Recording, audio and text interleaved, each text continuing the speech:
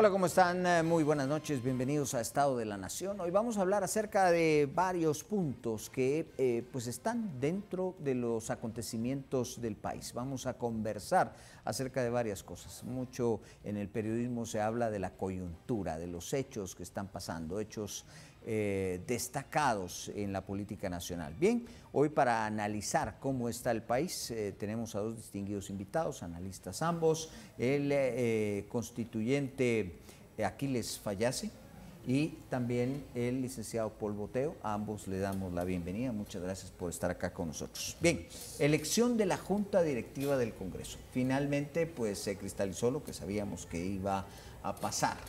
¿Cómo ve la integración de la nueva Junta Directiva?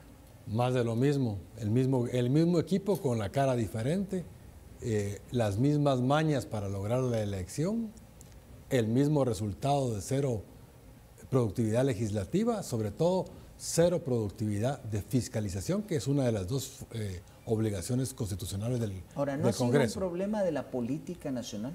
Porque yo recuerdo cómo se integraban las juntas directivas desde Cerezo, bueno, Serrano, sí, etcétera, etcétera. Eso, siempre ha sido así. El tema es que después de 40 años casi de la era democrática, seguimos en las mismas que antes de la era democrática. No ha cambiado nada. Entonces la pregunta aquí es, ¿para qué hicimos tanto esfuerzo de convertirnos en una democracia de fachada si lo que no avanza es cabalmente la semilla de la democracia? ¿Cómo ve usted?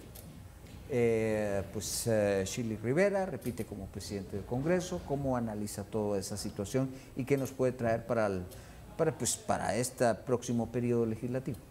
Bueno, yo creería que al final hay que reconocer la habilidad política del Ejecutivo para poder tejer estas alianzas en el Congreso, porque hay que recordar que la bancada oficial es sumamente débil, el número de diputados son menor en comparación con todo el Congreso, y lo que ha logrado el Ejecutivo en estos últimos 3 años es tejer esas alianzas. ¿Cómo lo ha hecho? ¿Qué ha habido de por medio? ¿Qué se ha jugado? No lo sabemos a ciencia cierta, pero sin duda alguna el presupuesto es parte de esa negociación. Para algunas personas consideran que esto es bueno porque le da la estabilidad política al país. Hay que recordar que las aplanadoras que se tuvieron en la época del PAN, por ejemplo, y algunas otras que se vieron después, daban cierta sensación de estabilidad porque, digamos, podían los gobiernos aplicar la agenda que querían, pero hay un costo de hacer eso. Y el costo es que el Congreso efectivamente no cumple con la función de fiscalizar los recursos que se están gastando desde el Ejecutivo, y esa independencia de los poderes pues no se da en la práctica, sino que al final pues uno pareciera estar sujeto a otro. Algunos consideran que es una coordinación, otros una subordinación. Cada quien lo puede entender de la forma que quiera. Sí, ¿cómo lo ve usted? Yo creería que es una subordinación.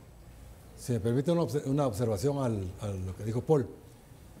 Logró la estabilidad del Congreso y la aparente estabilidad del régimen. Sin embargo, es diferente una aplanadora política, como era la DC, como era el PAN, como fue el FRG, a una aplanadora basada únicamente en lubricante. Cuando vemos esta situación, obviamente la negociación de la Junta Directiva, que normalmente, bueno, no normalmente, pero en muchísimas ocasiones llegaba la negociación hasta el día antes que tomara posesión la nueva Junta Directiva en el Congreso, a veces la misma mañana del 14 de enero estaban en esas negociaciones. Hoy se amarra con el tema presupuestario, el presupuesto aprobado y de una vez la negociación de la nueva Junta Directiva. ¿Cómo lo ve? El peor caso fue cuando tomó posesión el actual presidente, que llegaron al 14 a las 16 horas, que es la fecha límite que la Constitución pone para entregar el poder, y no habían negociado la Junta Directiva. Y recordemos que Yamatei tomó posesión hasta las 7 de la noche y Jimmy Morales entregó el cargo a esa hora, lo que hubo una prolongación de funciones. El presupuesto es un presupuesto que, como lo que platicábamos aquí fuera de cámaras antes, por muy estable que esté la macroeconomía y por muy estable que esté la moneda, ese presupuesto nos ha estado sirviendo como que si fuera un bloque en el cuello de la nación. Cada día nos hunde más y más y más. Veamos, 1 de cada 6 quetzales se dedica a pagar intereses. son 17,000 millones de quetzales al año para pagar intereses de las deudas privadas. ¿A qué tipo de intereses? Y es lo que platicábamos fuera de cámaras, de la ventaja de que el Banco Central financiara al gobierno central. Tiene las desventajas de que se puede abusar de la inflación probable, pero estamos en el peor de los escenarios. 1 de cada 6 quetzales que están destinados para egresar se van directamente a pagar intereses de la deuda privada. Y cuando ya lo vemos en temas de los ingresos tributarios, es 1 de cada 5 quetzales que se van en pagarle interés a los bancos. Y entonces hay que tomar en cuenta que la discusión debe de girar alrededor de por qué estamos endeudándonos para pagar deuda antigua, en lugar de endeudarnos con bonos internacionales al 2-3% y no pagar intereses del 6-7% en Guatemala. Se habría un ahorro de la... Ahora, los bonos internacionales también lo compran los bancos del sistema. No hay forma de evitarlo. No, por supuesto. Pueden comprarlos y pueden comprarlos en segunda opción únicamente. No pueden comprarlos directamente. El tema es que un presupuesto donde se destina 1 de cada 5 quetzales que entran de una vez para el banco, para que nos vuelva a prestar el banco, para volver a pagar esos mismos 20%, no tiene sentido. ¿Cómo ve usted la estructuración del presupuesto? Tomando en cuenta que, a ver, sí hay una cosa que sorprende y es la capacidad de captación que ha tenido el gobierno de impuestos. A ver, en plena pandemia llegaron a los 78.500 millones, ahora están hablando ya de 80 y tantos mil millones de quetzales y pareciera que pudieran lograrlo. ¿Cómo ve ese presupuesto tomando en cuenta lo que tenemos ahora de margen de captación de impuestos?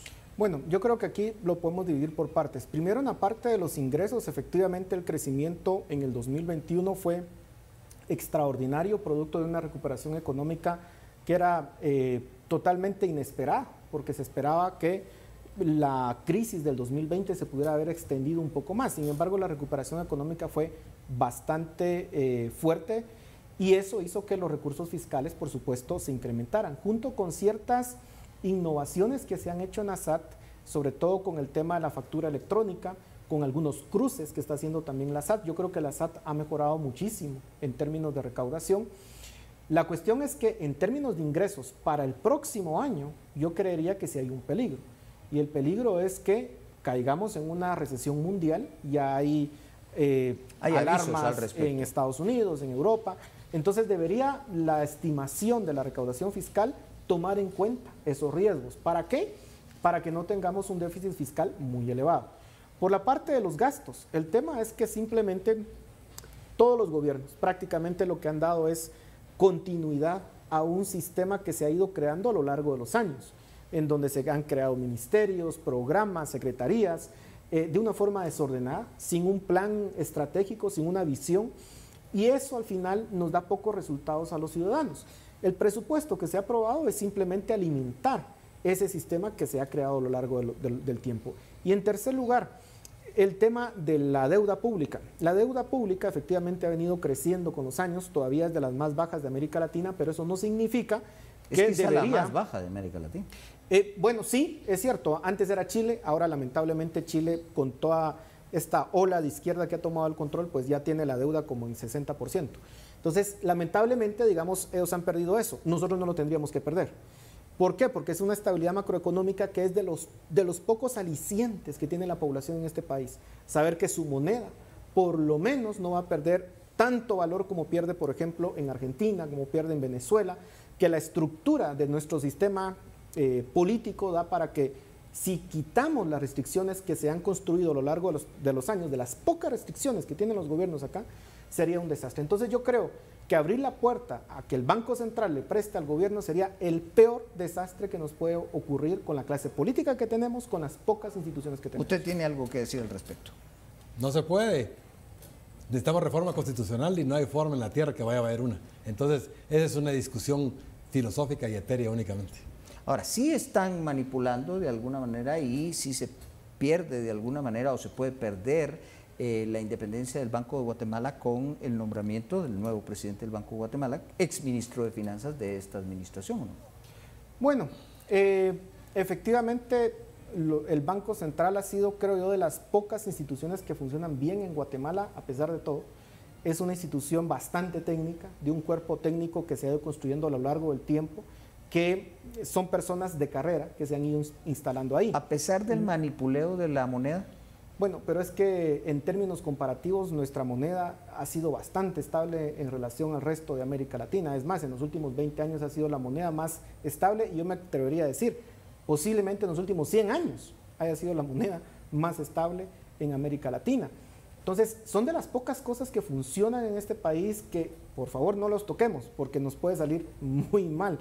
En ese sentido, yo creo que lo usual es que personas que hayan hecho carrera dentro de la banca central o, digamos, dentro del mismo banco, de los bancos privados, sean quienes asuman los puestos directivos en el Banco Central. En esta ocasión, digamos, se ha roto un poco ese perfil. Creo que el presidente del Banco Central actual es alguien que viene de carrera de organismos internacionales, trabajó, entiendo yo, en Banco Mundial, puede tener cierto expertise, pero lo mejor en todo caso es que quienes asuman la presidencia del Banco Central no tengan vínculos políticos con ningún partido político para que se garantice precisamente esa independencia.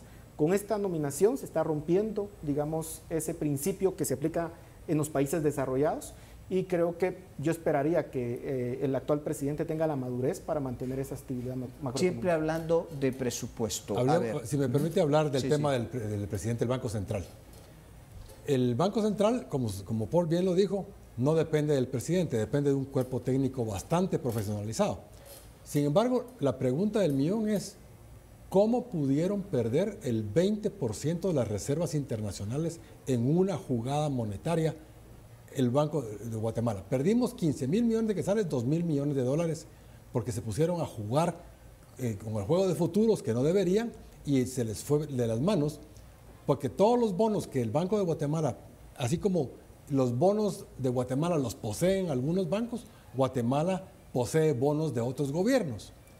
Con la subida, el inicio de la inflación y el inicio de la recesión, los bonos cayeron de precio. Al caer los bonos de precio, Guatemala se quedó literalmente colgando con papel chuco y entonces perdieron 15,000 millones de quetzales. Y ese tema sí es un tema que se pasó de noche y por mucho que se quiere que se discuta en los medios, no se logra una discusión. ¿Por qué están escondiendo el hecho de que perdieron 1 de cada 5 dólares? Los perdieron por malicia, se pusieron a jugar o por ignorancia no vieron lo que venía. Pero cualquier persona, el más amateur de todos los estudiantes de economía, sabe que cuando los intereses suben, el precio de los bonos bajan. Y entonces el valor de la inversión de Guatemala en bonos extranjeros perdió 20%. Perdimos 20% de las reservas en 3 meses. ¿Por qué? ¿Por malicia o por incapacidad? En cualquiera de los dos casos, esa gente ya no debe estar ahí. Bueno, creo que las pérdidas todavía no han sido efectivas. Es decir, el valor de los bonos efectivamente bajó, pero se hacen efectivas esas pérdidas cuando el Banco Central venda esos bonos. Lamentablemente, con la perspectiva de una recesión mucho más fuerte, posiblemente pierdan más el valor, ¿verdad? El riesgo sea mayor. Cabal. Pero sería mejor vender ahorita. Depende de la perspectiva de largo plazo, porque si la perspectiva es decir, pueden ser 4 años malos, hasta en una recesión, digamos, la más apocalíptica que uno se pueda pensar, al final en 5 o 6 años, usualmente esos valores regresan a lo que se tenía originalmente. La cuestión cuestionable, yo lo coincido, es que se hayan tomado esos riesgos. Creo que son riesgos innecesarios, porque esas reservas no están para que generen intereses, están como una reserva estratégica del Banco Central en cualquier momento que tenga que defender la moneda, en cualquier tipo de especulación y por algunas intervenciones que hace lamentablemente. Pero en todo caso se tienen que guardar con el máximo cuidado. Yo sí creo que es reprochable que se haya jugado con eso, pero yo esperaría que tengan en todo caso la sensatez de esperar y que se pueda recuperar el mercado para que no sean efectivas las pérdidas que ahorita contablemente se están registrando. Si me permite alargar este tema, porque ese tema creo que es central para Guatemala en la estabilidad macroeconómica, en la estabilidad de la moneda. Cuando uno compra bonos, los puede comprar en 2 momentos en el tiempo. A la emisión del gobierno o de cualquier otro país, compra el bono y lo compra a valor fascia. Eso quiere decir, si en el bono dice $100, usted paga $100. O lo puede comprar en el mercado secundario al día siguiente, o a los 2 años, o a los 5 años, y entonces la tasa de intereses de rendimiento, lo que le va a indicar a usted cuánto es que el valor fascia diga 100, el bono, si los intereses son superiores a los intereses que dice en el papelito, el precio del bono va a bajar y lo puede comprar usted en 90, 95, 98. Y al revés, si los intereses bajaron, usted puede comprar el bono a 108, 110. Entonces, lo que no sabemos es estos bonos en Guatemala, si los compraron en el momento de la emisión a valor fascia o los compraron en el mercado secundario. Y supóngase que cuando los intereses estaban en el año 2020-19 a 3%, el valor fascia del bono de 100 era probablemente 108. Guatemala pagó 108. Y hoy el valor fascia de ese bono de 100 está en 90. Y aunque nos esperemos a los 30 años del bono del Tesoro de Estados Unidos, el valor fascia nunca va a ser más allá de 100. Entonces, de todas maneras, la pérdida ya se concretó. ¿Qué era lo correcto de haber hecho? Era que se supone que son expertos analistas y además tienen la asesoría internacional de expertos brokers. Y cuando los intereses empezaron a subir, cualquiera, porque eso lo hicieron casi toda la mayoría de gobiernos del mundo, vendieron los bonos. Caso contrario de China. China, cuando todo el mundo vende bonos de Estados Unidos, China compra. ¿Y qué es lo que está haciendo? Pues logrando una posición política en contra del gobierno gringo. Pero Guatemala no tiene ese poder económico para hacerlo. Entonces aquí la discusión es económica de fondo, bajo la orden del ministro de Finanzas y del presidente del Banco de Guatemala, que hoy es el ministro de Finanzas antiguo, hoy es presidente del Banco de Guatemala, se tomó la decisión de hacer o de no hacer. Ya sea que hayan querido jugar con la venta de los bonos a futuro y volver a recomprarlos, porque es una operación financiera muy simple, que usted mira en el horizonte, que el bono va a bajar de precio, usted lo vende hoy y pone su put para comprarlo mañana al valor depreciado y usted tuvo una utilidad grande. Bien, vamos a hacer una pausa, pero regresamos. Seguro que Paul Boteo tiene algo que agregar en torno a ese tema. Regresamos en unos instantes.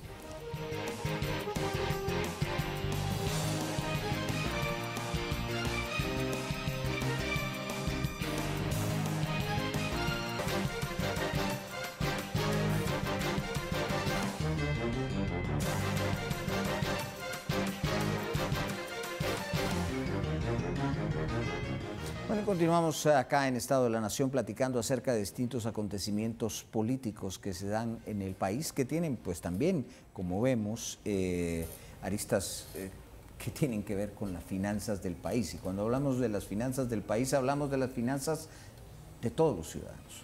Bien, vamos a platicar y vamos a ir cerrando el tema del presupuesto. Yo estoy seguro que Paul Boteo quiere agregar algo, pero yo le agregaría esto. El reparto del dinero dentro del presupuesto, que es bastante lamentable. Ahora estamos viendo, y va a ser el siguiente tema, el tema de los fondos para los exmilitares, pero amén de eso, pues crecen los fondos que se van a las municipalidades, que se van al reparto prácticamente de los diputados en las distintas localidades del país, cuya fiscalización pues simplemente no es para nada efectiva. Bueno, en primer lugar, yo digo y reitero, es reprochable que el Banco Central haya jugado, digamos, con este dinero, pero insisto que esas pérdidas todavía falta que sean efectivas. Y la verdad es que no lo sabemos. No sabemos a qué valor se compraron. Yo esperaría que haya habido cierta racionalidad al respecto. Usualmente no es público, no es una información que se sepa. Pero en todo caso, yo creo que también tenemos que ser bastante conservadores en reconocer que no lo sabemos y que tenemos que en todo caso pedir más información al Banco Central para ver cuáles son las condiciones en las que se compraron y efectivamente ver si ya se ejecutaron esas pérdidas o no. Pero la respuesta es, creo yo, más honesta es, no lo sabemos. Y en el futuro vamos a saber si realmente se van a ejecutar o no. Luego, con el tema del proyecto del presupuesto, yo creería que básicamente está reflejando la coyuntura que es un año electoral. Y lo que se está haciendo aquí es tratar de comprar la mayor cantidad de aliados posibles, sobre todo en el interior, en donde los alcaldes se convierten en un operador importante para cualquier partido político para movilizar gente, para captar votos y sobre todo para el oficialismo. Y no solamente los alcaldes, también los diputados, los gobernadores. Entonces creo que básicamente hemos visto la repartición de los fondos en base a esto. Y recordemos que lamentablemente el 2022 se inició con una caja de más de 10.000 millones de quetzales que se habían quedado, digamos, del año anterior, algo que se tuvo que haber utilizado de forma estratégica y sin embargo se hicieron varias modificaciones al presupuesto en el camino y se dio dinero que creo que al final se gastó de forma poco transparente, digamos, que no hay mayor forma de fiscalizarlo con el tema de los subsidios, con el tema de la ampliación que se hizo del MISIV y sobre todo a qué cosas se fue a financiar, y eso deja un mal sabor de boca porque uno dice eran 10.000 millones que en cuestión de 6 meses desaparecieron y ya no estaban disponibles para las finanzas públicas. Pero esa es la tragedia que estamos viviendo lamentablemente en este país, algo que pues ha sido la norma en los últimos 30 años, ¿verdad? Bien, las manifestaciones de los militares retirados continúan. Ellos piden pues 120.000 quetzales por su servicio militar y les han ofrecido una cantidad bastante más baja y además que tienen que pues contribuir reforestando el país. Esas manifestaciones se están dando. Este grupo de individuos ha sido normalmente coqueteado por los distintos partidos políticos que han estado en el poder y les han prometido una y otra vez lo mismo. ¿Cómo ve y en qué cree que va a terminar todo esto? Lo que yo quisiera ver es que los patojos que Putin está reclutando para ir a la fuerza a Ucrania le hicieran una manifestación como estas allá, a ver qué pasaría. Es ridículo, se supone que en Guatemala hasta hace unos años el servicio militar era obligatorio. Que era selectivamente obligatorio es bien distinto. Pero yo cuando cumplí 18 años me tuve que ir a inscribir al cuartel general. Bueno, todos lo tuvimos que hacer, pero sabemos que eso era de fórmula, ¿verdad? Todos teníamos nuestro carnetito verde donde decía... Pero a varios de mis amigos los llamaron para ser reservistas. No es que sea uniforme, que no se podía. Varios de mis amigos tenían que ir los domingos con palos de escoba a hacer sus ejercicios. Pero no pasaba de eso. No pasaba de eso, pues es probable que sí. El tema aquí es, bueno, si esta compuerta se está rompiendo en un precedente que de veras va a poner en problemas a nuestras generaciones futuras. Porque ahora va a resultar que el EPS de la Universidad de San Carlos para graduarse de médico también debe ser remunerado dentro de 20 años porque los patojos fueron obligados a servir durante la pandemia en el Hospital General y ellos necesitaban bono de riesgo y entonces va a haber que hacer manifestaciones. No tiene sentido. Ese es el primero, no tiene sentido. Lo segundo es que no tiene sentido político que los políticos ofrezcan y ofrezcan y ofrezcan. Esto no, simplemente es una falta de visión de país. ¿Realmente es un voto tan disciplinado como para pensar que los 700 y pico de mil o más de 1 millón que dicen ser, ni siquiera, que haciendo cuentas no funciona? No funciona. Pero bueno, ¿es un voto tan disciplinado como para pensar que eso le dé la victoria a un candidato? Es un voto inexistente, es como el Consejo de Seguridad de la Terminal. Todos los candidatos van con el Consejo de Seguridad de la Terminal, a todos los reciben, a todos hacen mitines, a todos les reciben pisto y a saber por quién votará la gente. Entonces, el tema también es el presupuesto. Esos 12.000 millones que son los que ya están aprobados por esa ley, no están contemplados dentro del presupuesto. ¿De dónde van a salir? Si para el año 2023 el presupuesto ya está presentado. Y entonces, ¿de dónde van a salir los 12.000 millones? De los patrulleros. Y eso quiere decir que vamos a tener entonces lo que hemos tenido, que yo argumento con Paul, de que esa disciplina fiscal no existe. A partir de la pandemia, desde incluso antes eran menores, pero desde la pandemia, las transferencias presupuestarias ahorcaron el sistema financiero de Guatemala. ¿Y dónde quedó la Contraloría en lo que es su capacidad de fiscalización? De nada. Tenemos como el Contralor General de la Nación está aquí pintado, ¿ve? Ahí donde es Estado de la Nación. Solo está viendo y no hace nada, no tiene brazos, no tiene dientes, no tiene boca, no habla y nunca hemos visto una sola denuncia penal de la Contraloría General de la Nación. ¿Cómo ve el tema de los patrulleros? ¿Llegará a causarse o a repercutir como un problema serio? Lamentablemente creo que sí. Estos son grupos de presión que se le ha dado de alguna forma cierta arbitrariedad de acción. Recordemos lo que hicieron, digamos, en el pasado este tipo de grupos, los Expac, luego las manifestaciones que hubieron hace algunos meses también en el Congreso y que prendieron fuego en el parqueo, y no se hace, digamos, mayor cosa por tratarlos de contener. Y en un año electoral, lamentablemente, pareciera que los políticos pierden la visión estratégica, porque yo coincido. Se le está dando o se le quiere dar dinero a estas personas que en realidad el voto muy probablemente no se va a materializar para el oficialismo o para los partidos políticos que quieran capitalizarlo. Y solamente nos está causando un desgaste muy grande. La población creo que ve con mucho recelo este tipo de acciones, pero yo creo que más que eso tenemos que cerrar un ciclo.